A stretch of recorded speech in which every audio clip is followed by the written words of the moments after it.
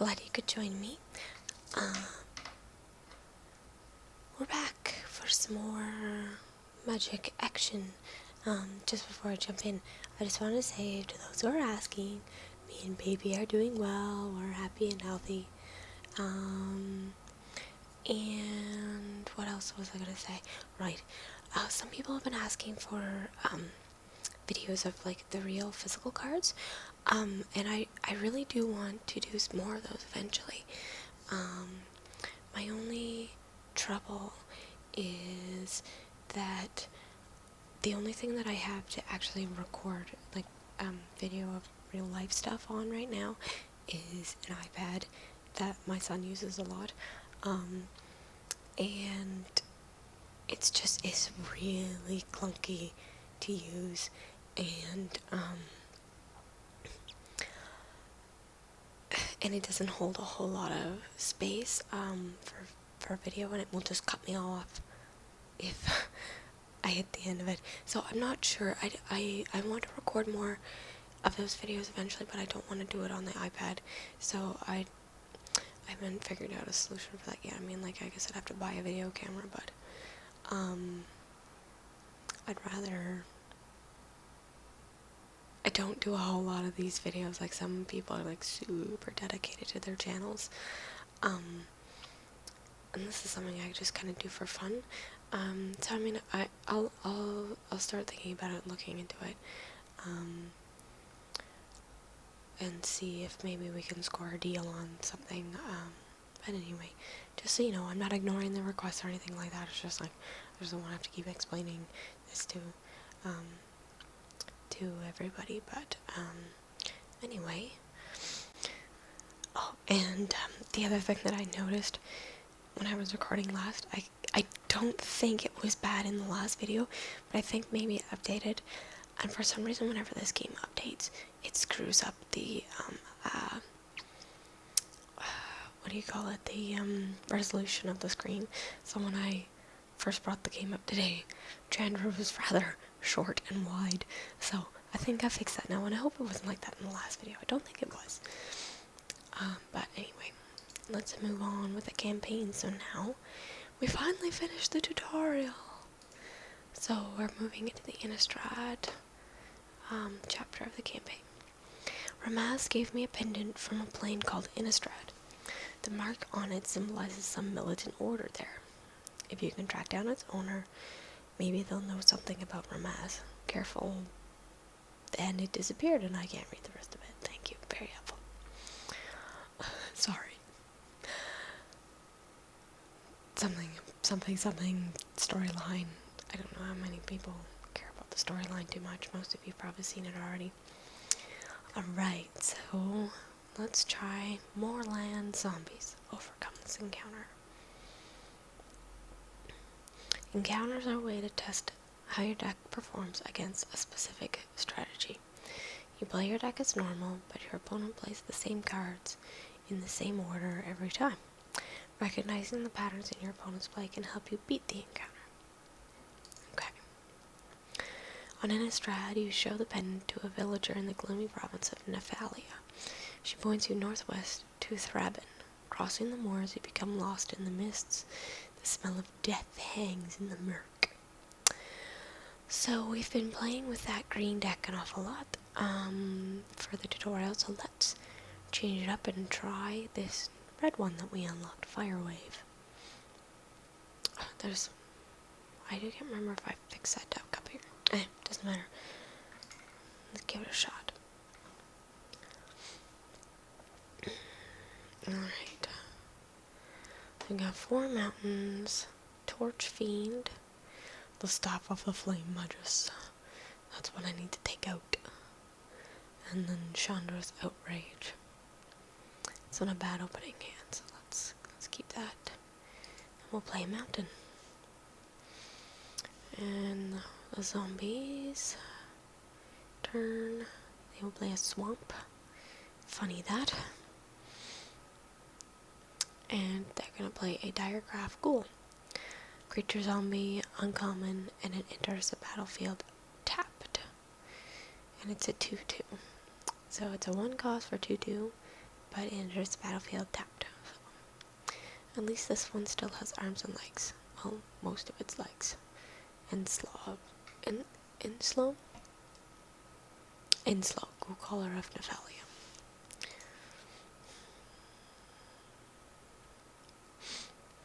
So that's the trade-off in getting a 1-cost 2/2 is that it enters the battlefield tapped. So, and we'll go ahead and play our Torch Fiend.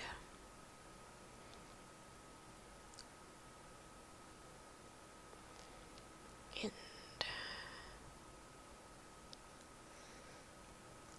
another swamp. And she's gonna attack. And I have a feeling, I can't remember from the last time I played this, I think this deck just kind of brings out more and more and more zombies. So I feel like I'm going to go with the strategy of blocking the zombies and then trying to burn them down through other means rather than creatures. I think that this deck can handle that. I hope. A walking corpse. So this is a 1 black cost zombie. And it's a 2/2. And because it is a 2 cost for a 2/2, there's no drawback. Just your regular old zombie.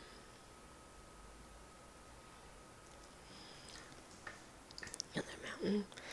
Well, I guess I can play the Staff of the Flame Magus since I don't have anything else.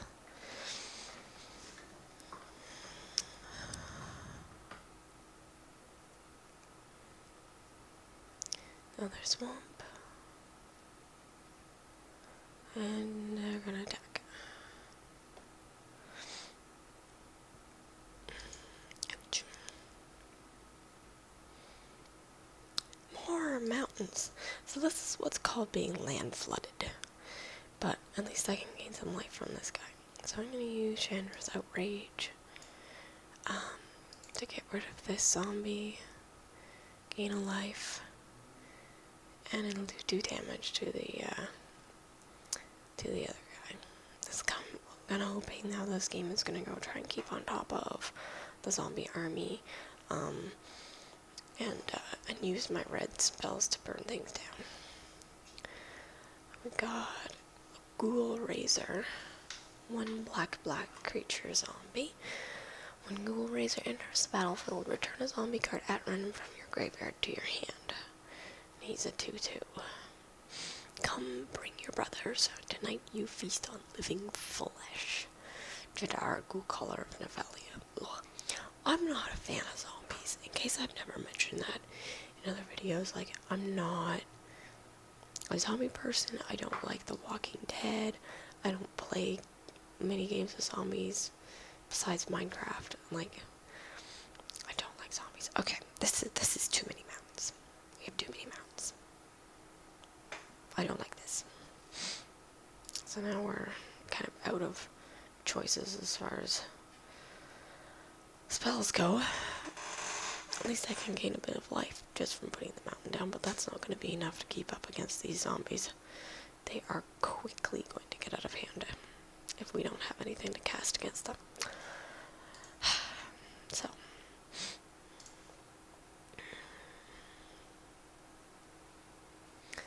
Endless Ranks of the Dead. Oh, this is a fun one. 2 black enchantment.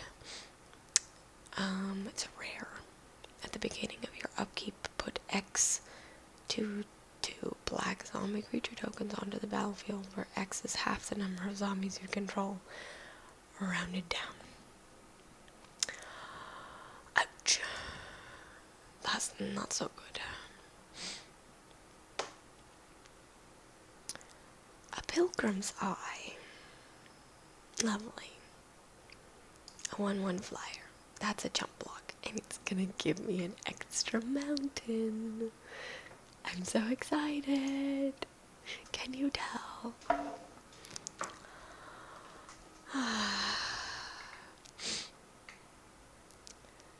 Yeah, this is quickly getting out of hand. We might not win this particular round. Well, and I know we had issues with the difficulty last time. went ahead and I put the difficulty on the middle setting. This easy, okay, they have funny names, but basically easy, normal, and hard. So I put it on like normal. So I hope I'm capable of doing normal mode. Oh jeez. More Pilgrim's Eyes. More mountains. See, I'm just not drawing anything right now. That's my problem. Let's hold out and see what we can come up with, I guess.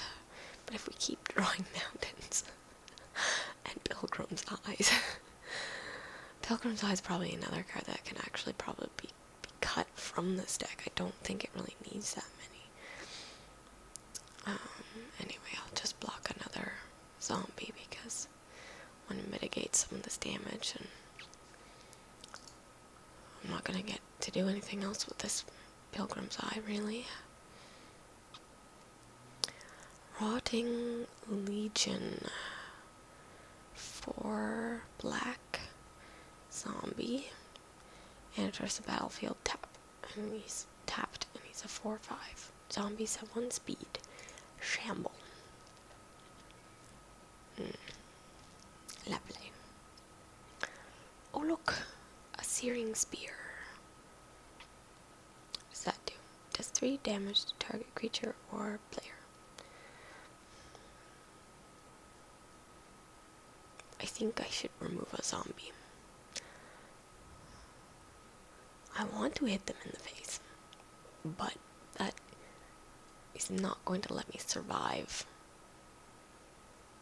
any longer than. So I'll take out one of these characters here.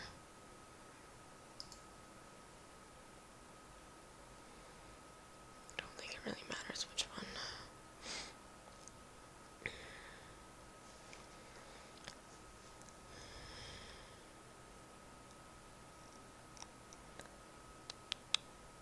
Hitting those ranks of the dead is deadly.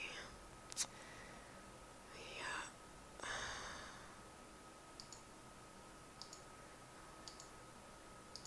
Ouch. Yeah, so this, yeah, no, see, I'm dead. There's nothing I can do. I pulled too many mountains and I didn't pull enough spells to do anything with them.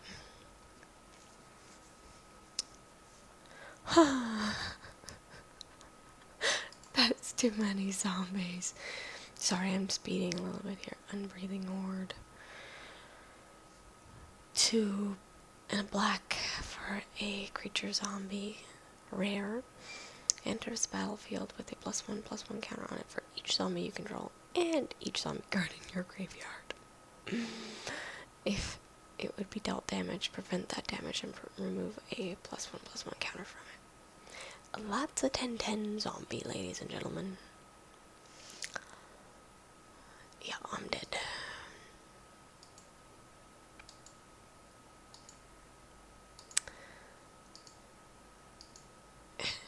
Okay.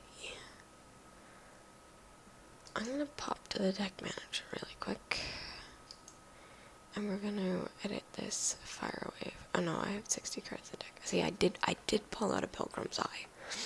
Because I didn't want them in, so many of them in there, and yet I still pulled 2 in one game.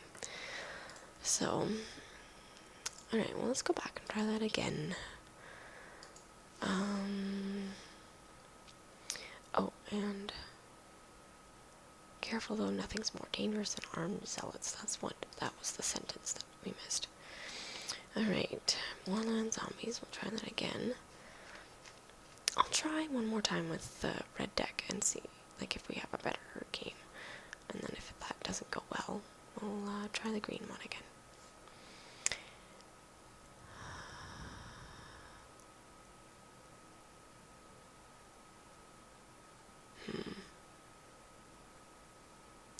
This is an expensive opening hand.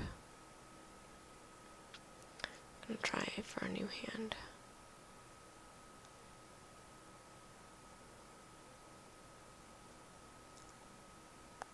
Great Pilgrim's Eye.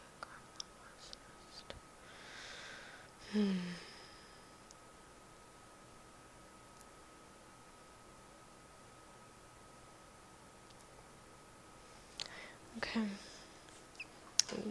Try this one.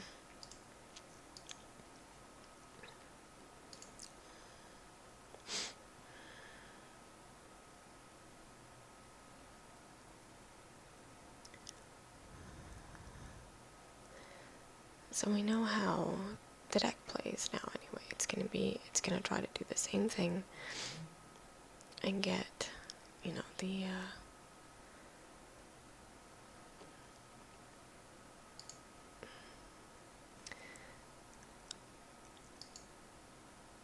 get out all the zombies. Do I want to attack with Goblin Arsonist now, while I have clear line of sight? Or keep it to get rid of the zombie next turn and preserve? I'm gonna go ahead and attack.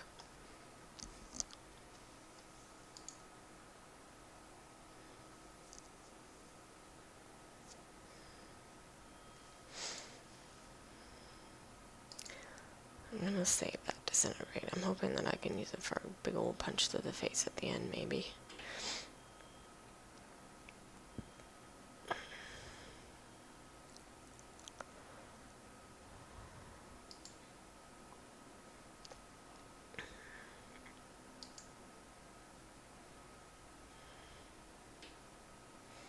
Okay. Woohoo! Chandra's Phoenix.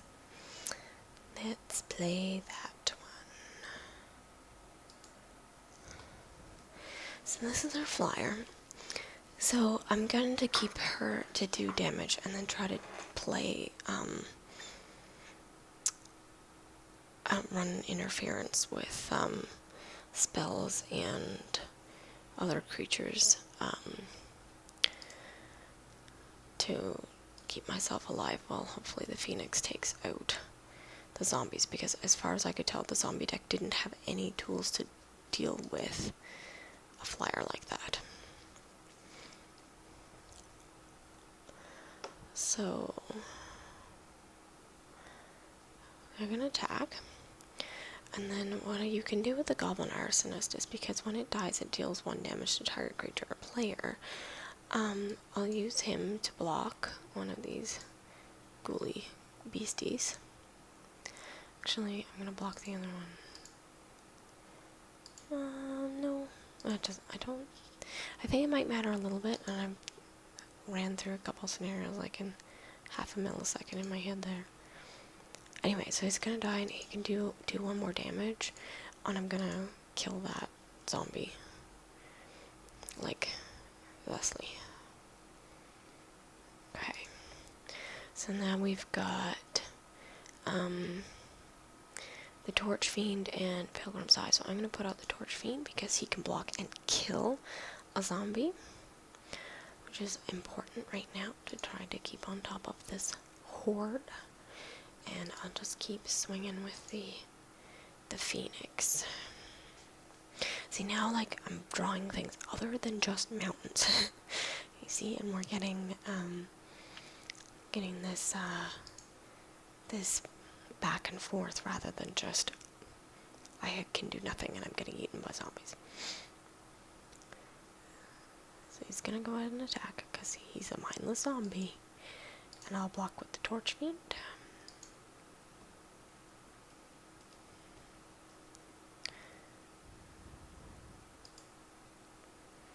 Thusly. And then he's gonna use this Ghoul Razor, which is fine.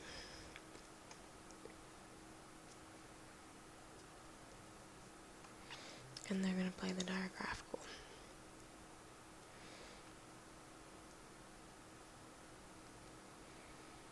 Okay. So we have some choices here. We've got this Kiln of Flame. 1 damage to target creature or player, 2 damage to another, and 3 damage to a third. So what I might do right now is play this, deal 1 damage to the controller, and then 2 and 3 to take out these other 2 zombies, before they play, before he goes around and plays the, that enchantment of his that, that starts making zombies, because the less zombies that are on the field when that gets played, the better. There we go.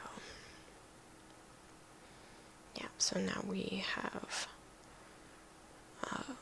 the upper hand at the moment. Let's see this way. See, endless ranks of the dead right now. No zombies on the field. Pardon me, my son just got up. Sorry about that. He's supposed to be napping, but clearly hasn't fallen asleep yet. So I just put him back into bed, and hopefully he's gonna stay there. Okay, now we've got a fire elemental. I think I'm gonna play that one.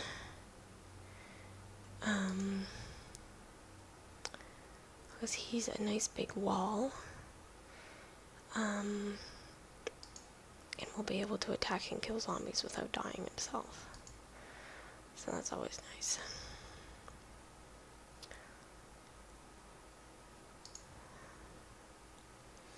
And we'll just keep picking away.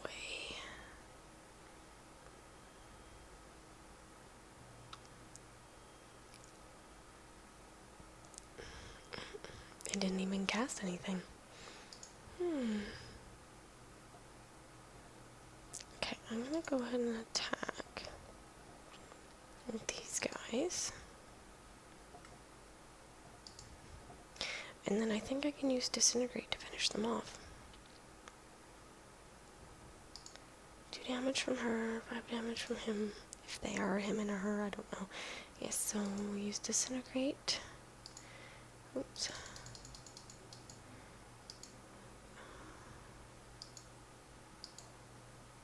And we win! So there, that's how the red burn deck works when you draw something other than just lands. So, I hope you enjoyed, and we'll see you again next time.